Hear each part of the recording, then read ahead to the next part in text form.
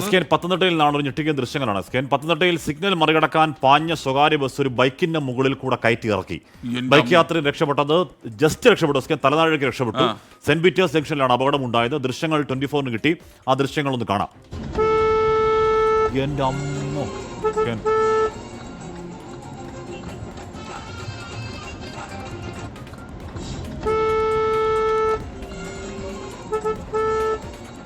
നാട്ടിലേക്ക് ആയുസിന്റെ ബലം എന്ന് പറയുന്നത് പോലെ ഇതൊക്കെ ആയുസിന്റെ ബലമാ ആ മനുഷ്യൻ അല്ലേ.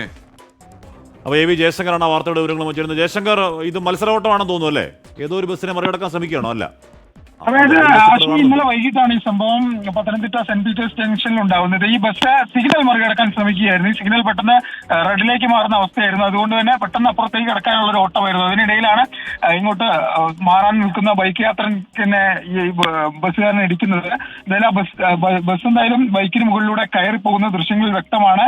തലനാരിഴയ്ക്ക് ഭാഗ്യം കൊണ്ട് മാത്രമാണ് ഈ ബൈക്ക് യാത്രക്കാരൻ അപകടത്തിൽ നിന്ന് രക്ഷപ്പെട്ടതെന്ന് പറയാം. ബൈക്കിന് ബാക്ക് ഭാഗത്തൂടെ, ബാക്ക് ടയറിലൂടെ ബസ് ഏറെക്കുറെ കയറി പോയിട്ടുണ്ട്. ബൈക്കിന് ഭാഗികമായി കേടുപാടുകൾ ഈ അപകടവുമായി ബന്ധപ്പെട്ട് നടന്നിട്ടുണ്ട്. എന്തായാലും സംഭവം മോട്ടോർ വാഹന വകുപ്പിന്റെയും പോലീസിന്റെ ഒക്കെ ശ്രദ്ധയിൽ നമ്മൾ പെടുത്തുകയാണ്. നമ്മുടെ വാർത്തയോടുകൂടിയാണ് ഈ ദൃശ്യങ്ങൾ ഉൾപ്പെടെ പുറം ലോകത്തേക്ക് സംഭവം വരുന്നത്. ഇന്നലെ വൈകിട്ടായിരുന്നു സംഭവം. എന്തായാലും ഈ ബസ്സുകാരുടെ സിഗ്നൽ ലംഘിച്ച് ജയശങ്കർ, ഈ ദൃശ്യങ്ങളിൽ കാണുമ്പോൾ ഈ ബസ്സിൽ നിന്ന് അതിലെ ജീവനക്കാർ ആരെങ്കിലും ഒരാൾ ഇറങ്ങി വന്ന് എന്താണ് സംഭവിച്ചതെന്ന് പോലും നോക്കുന്നില്ല. ഈ ബസ് ഈ സ്കൂട്ടറിന്റെ ഈ ബൈക്കിന് മുകളിൽ കൂടി കയറി ഇറങ്ങിയത് ഈ ബസ്സിലെ ഡ്രൈവറോ അല്ലെ കണ്ടക്ടറോ ക്ലീനറോ അറിഞ്ഞിട്ടില്ല എന്നാണോ കരുതേണ്ടത്? എന്തെങ്കിലും ഒന്ന് സംഭവിച്ചതായി അവർക്കൊരു തോന്നൽ പോലും ഇല്ലല്ലോ ആ ജീവനക്കാർക്ക്.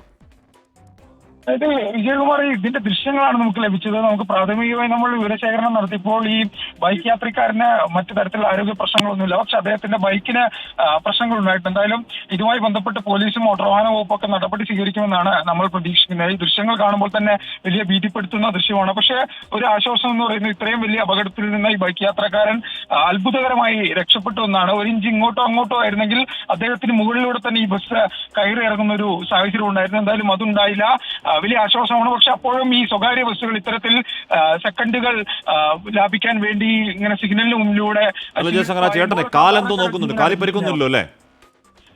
അദ്ദേഹത്തിന് ഗുരുതരമായ പരിക്കുകളൊന്നുമില്ല. സാരമായി ഈ ബൈക്ക് തെന്നി വീണപ്പോഴുള്ള ചില പ്രശ്നങ്ങൾ മാത്രമേ ഉള്ളൂ. മറ്റ് ഗുരുതര പരിക്കില്ല എന്നാണ് മനസ്സിലാക്കുന്നത്. പക്ഷെ അപ്പോഴും ആശ്മിയുടെ ശ്രദ്ധിക്കേണ്ടത് ഈ എത്ര പറഞ്ഞാലും ഈ സ്വകാര്യ ബസ്സുകൾ ഇത്തരത്തിൽ മത്സര ഓട്ടം നടത്തുന്നു. ഈ സിഗ്നലിൽ ഒരു 5 മിനിറ്റ് നിന്നാൽ പ്രത്യേകിച്ച് നഷ്ടമൊന്നും ഉണ്ടാവില്ല. പക്ഷെ അങ്ങനെ നിൽക്കാൻ കാണിക്കാത്തൊരു മനസ്സുമൂലം ഇത്തരത്തിൽ ആളുകളുടെ ജീവൻ നടുറോട്ടിൽ അപകടത്തിലാകുന്ന സംഭവങ്ങൾ ഉണ്ടാകുന്നത്. എന്തായാലും ഈ ദൃശ്യങ്ങൾ കണ്ട് മോട്ടോർ വാഹന വകുപ്പും പോലീസും നടപടിയെടുക്കുമെന്നാണ് നമ്മളുടെ ഒരു പ്രതീക്ഷ. ആശ്മി.